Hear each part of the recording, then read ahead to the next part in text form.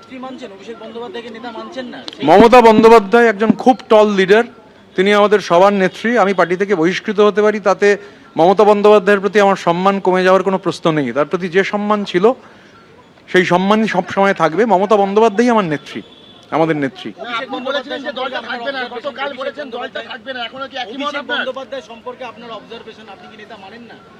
দেখুন, একটা পার্টি, সেই পার্টিটা ঘটনাচক্রে একটা এত বড় পোল ডিব্যাকেল হয়েছে। এই পার্টিটা মমতা বন্দ্যোপাধ্যায় যে পার্টি তৈরি করেছিলেন, সেই পার্টির বদলে একটা কর্পোরেট স্টাইলে পার্টি চলতে গিয়ে যে মানে তৃণমূল ব্যাপারটার সঙ্গে সেই যে স্ট্রাকচার অভিষেক বন্দ্যোপাধ্যায়রা করতে চেয়েছেন, ধরুন আমি তো বলিনি 26 দিন বাদে যখন বেরিয়ে সে গণপিটুনি হোক বা চোরপিটুনি হোক খেলেন, খাওয়ার পরে হচ্ছে বললেন যে সংবাদ মাধ্যম শুনেছে যে জনগণ আমায় নিরাপত্তা দেবে।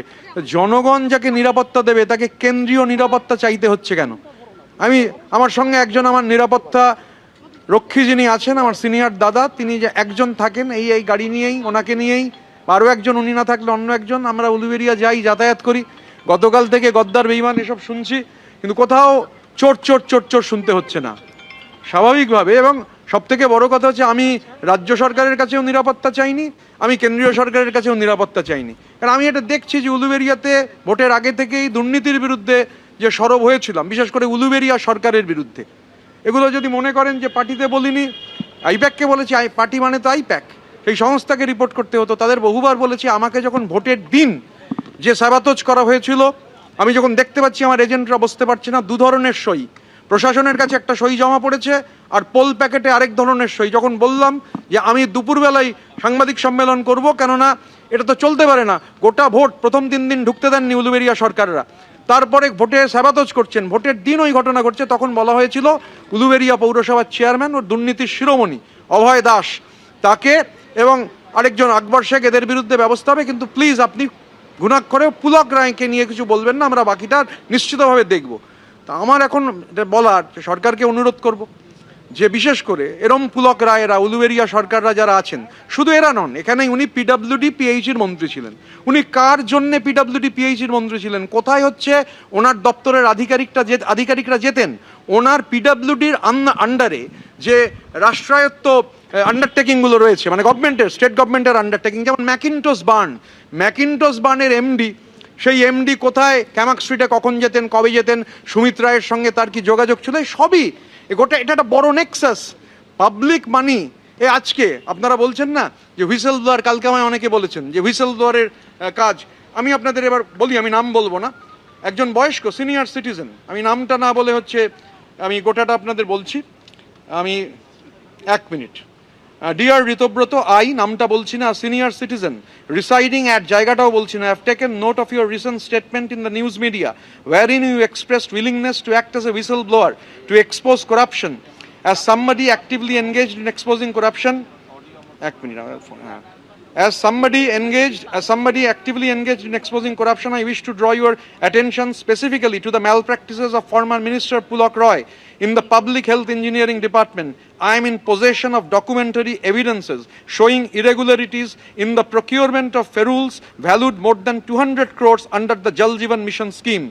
উনি আমার সঙ্গে দেখা করতে চেয়েছেন, আমি চেষ্টা করব আজকেই দেখা করার। এই ভদ্রলোকের সঙ্গে আমি নাম অবশ্যই বলে তাকে বিপদে ফেলবো না, কারণ এখনো মানে এই উলুবেড়িয়া সরকাররা, আবার ওই যে বললাম, এটা গোটাটাই তদন্ত হওয়া দরকার, মানে কার বরা ভয়ে কে চাইলেন এই গোটাটা পার্টিটা, সব গভর্নমেন্টটা গোটাটি তো হাইজ্যাক্ট।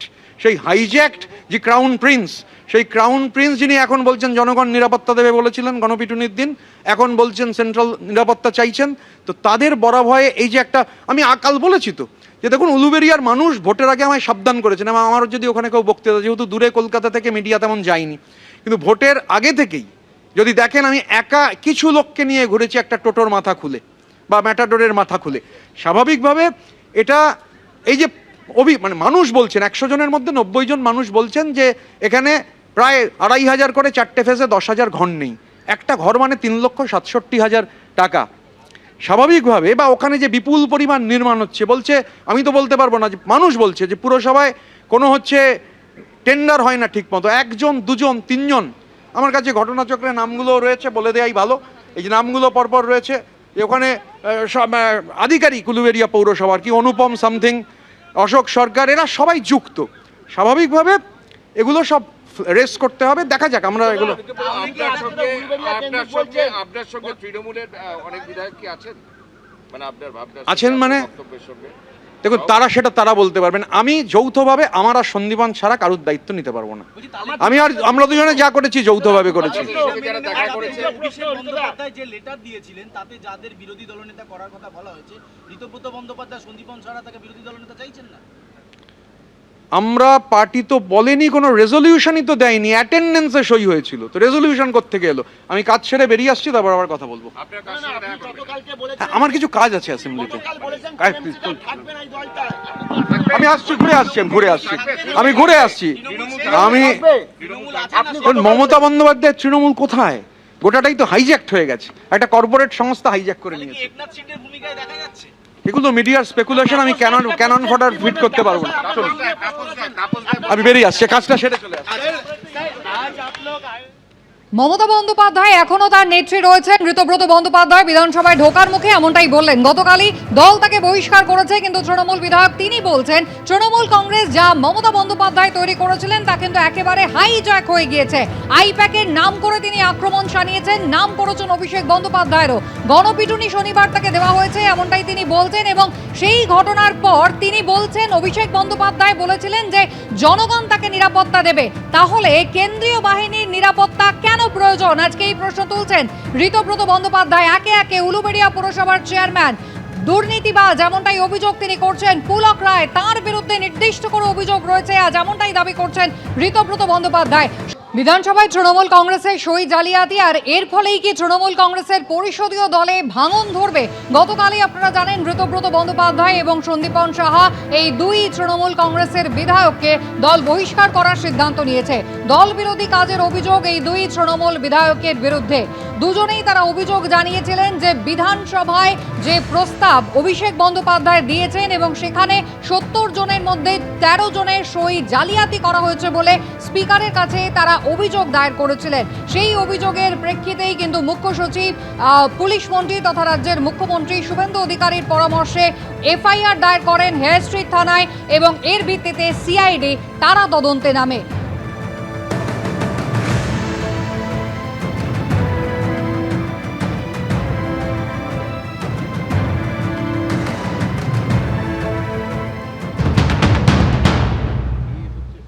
তৃণমূল কংগ্রেসের সাধারণ সম্পাদক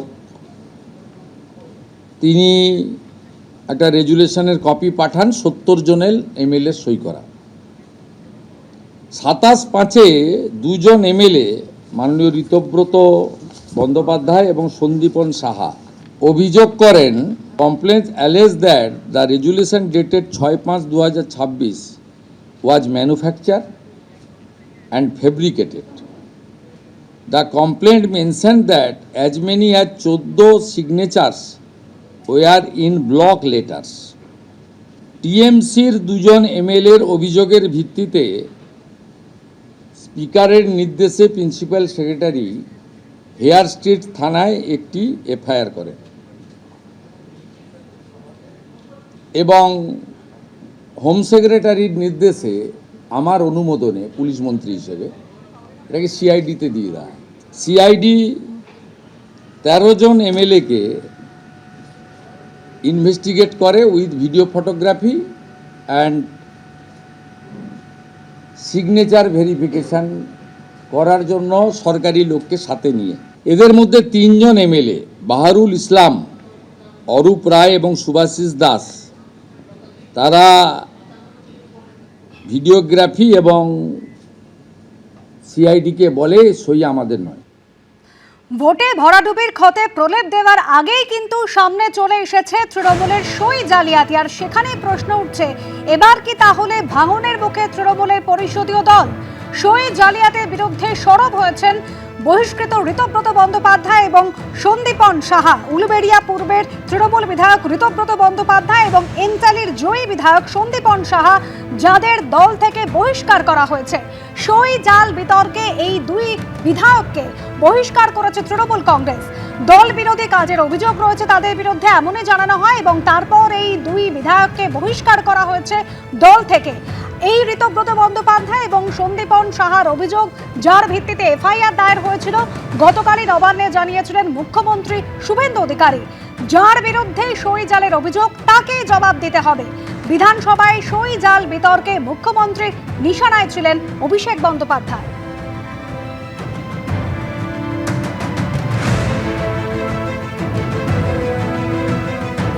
আর বহিষ্কারের পর দুর্নীতির অভিযোগে সরব হয়েছেন ঋতব্রত বন্দ্যোপাধ্যায়। স্পিকার তৃণমূল নন, সিপিএম নন, বিজেপি নন, স্পিকারের কোনো পার্টি নেই, সমস্ত কিছুর ঊর্ধ্বে।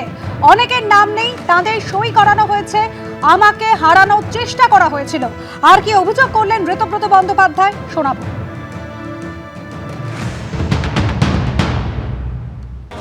ঋতব্রত এবং সন্দীপনের সঙ্গে গতকাল এমএলএ হোস্টেলে জাভেদ খান এবং শিউলি সাহা তারা গিয়েছিলেন, কথা হয়েছে। তাহলে আর কি সময়ের অপেক্ষা? তৃণমূল কংগ্রেস একেবারে বিধানসভায় প্রধান বিরোধী দল, তারা কি এবার ভাঙনের মুখে? তাপস রায় কিছুক্ষণ আগেই পূর্ণমন্ত্রী, তিনিও পৌঁছে গিয়েছেন বিধানসভায়। তার আগে সোশ্যাল মিডিয়ায় পোস্ট করেছেন, যেখানে তিনি দাবি করেছেন মহারাষ্ট্রের মতোই অবস্থা হচ্ছে তৃণমূল কংগ্রেসের। তৃণমূল কংগ্রেস একেবারে ভেঙে চুরে খান খান হয়ে গিয়েছে। অন্তত 50 জন বিধায়ককে নিয়ে ঋতব্রত বন্দ্যোপাধ্যায় তিনি ভেতরে ঢুকেছেন, এমনটাই সোশ্যাল মিডিয়ায় তিনি পোস্ট করেছিলেন।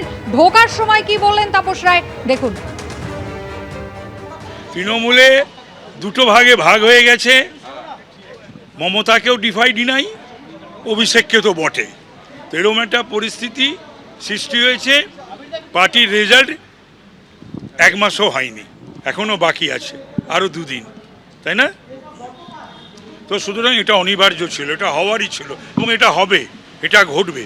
তার কারণ তৃণমূল কংগ্রেসটা পলিটিক্যাল নায়ক নায়িকা, গায়ক গায়িকা, পশ্চিমবাংলার বাইরে একটা বাংলার দল, তার আবার সর্বভারতীয় দেখাতে গিয়ে গুজরাট থেকে, দিল্লি থেকে, বিহার থেকে, বিভিন্ন জায়গা থেকে সমস্ত অরাজনৈতিক লোকদেরকে নিয়ে এসে এই সমস্ত রাজ্যসভা লোকসভায় পাঠানো। তো সুতরাং এগুলো এতদিন চুপ করে দমবন্ধ পরিস্থিতিতে সহ্য করেছে। একদম ভাঙনের ইঙ্গিত স্পষ্ট করে দিচ্ছে। একেবারেই। মমতা ব্যানার্জি তো বোধহয় কাউন্সিলরদের ডেকেছেন, সেখানে সব যায়নি, এমএলএদের ডেকেছেন, মিটিং পোস্টপোন করতে হয়েছে, এসব হচ্ছে। মানে একটা সেকশন ভাবছে যে মমতা ব্যানার্জি দায়ী তৃণমূলের মধ্যে, যে আজকের এই যে ভয়ঙ্কর যে পরিস্থিতি, যে এই যে ল্যান্ডস্লাইড, যে ভরাডুবি, আরেকটা সেকশন ভাবছে অভিষেক, এই আর কি। এই যে ঋতব্রত বন্দ্যোপাধ্যায় সঙ্গে তার সঙ্গে অনেক বিধায়ক মিট করছেন, তিনি হোটেলে বৈঠক করছেন, কারো এমএলএর বাড়িতে বৈঠক করছেন, কালকে এমএলএ হস্টেলে বৈঠক করছেন।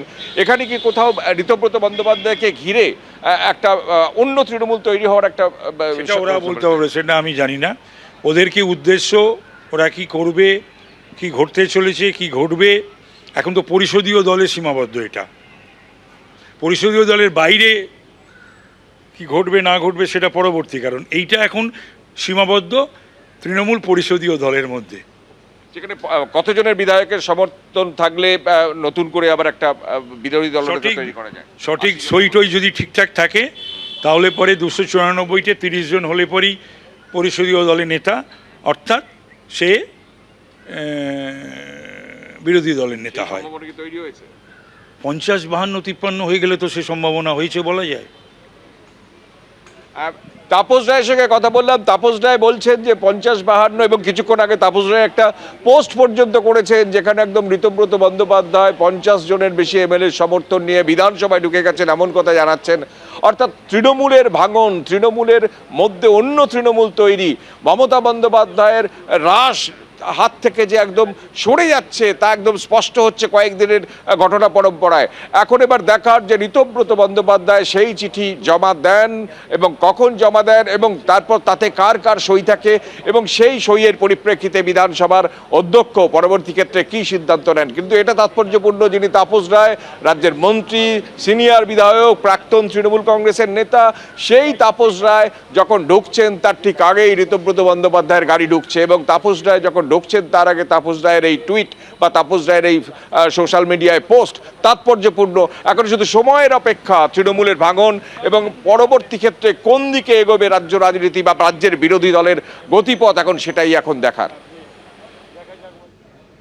গতকাল ঠিক দুপুর 2টোর সময় আপনাদের মনে থাকবে একেবারে নবান্ন থেকে শুভেন্দু অধিকারী তিনি সাংবাদিক বৈঠক করেছিলেন এবং সেখানে ঋতব্রত বন্দ্যোপাধ্যায় এবং সন্দীপন সাহা তারা যে এই বিধানসভার সই জাল কাণ্ডকে প্রকাশ্যে নিয়ে এসছেন তাদের অভিযোগের ভিত্তিতে সিআইডি তদন্ত করছে তার সামনে আনেন এবং তারপরে মাত্র কয়েক মিনিট ঋতব্রত বন্দ্যোপাধ্যায় এবং সন্দীপন সাহাকে দল বহিষ্কার করে দেয়। মাত্র 24 ঘন্টার মাথায় এবার জল্পনা কিন্তু ক্রমাগত ঘনীভূত হচ্ছে, তাহলে বিধানসভার প্রধান বিরোধী দল হিসেবে তৃণমূল কংগ্রেস কি একেবারে আড়াআড়ি ভাবে ভাঙতে চলেছে? গতকাল দল বহিষ্কার করার পরে ঋতব্রত বন্দ্যোপাধ্যায় তিনি কি জানিয়েছিলেন, ঠিক এই আশঙ্কার কথাই কিন্তু গতকাল স্পষ্ট করেছিলেন। দেখুন একবার।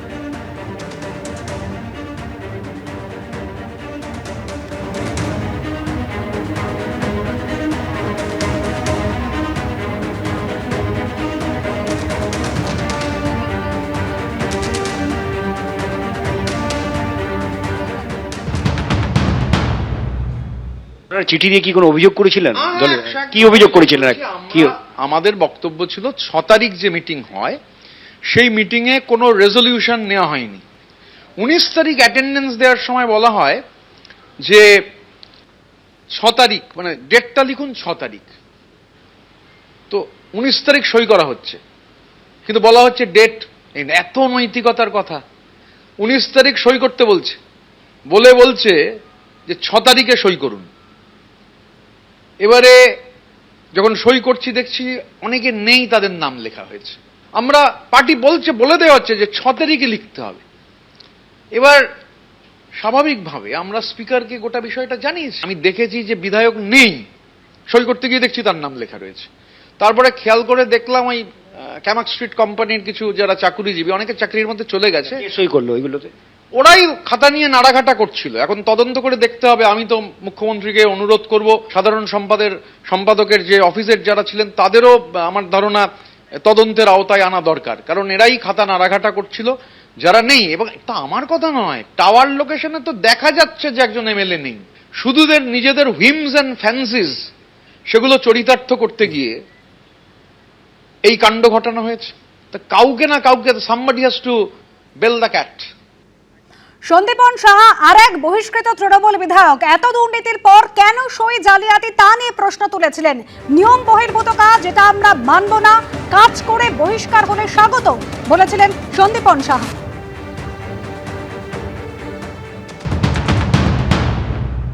নৈতিকতার জয়।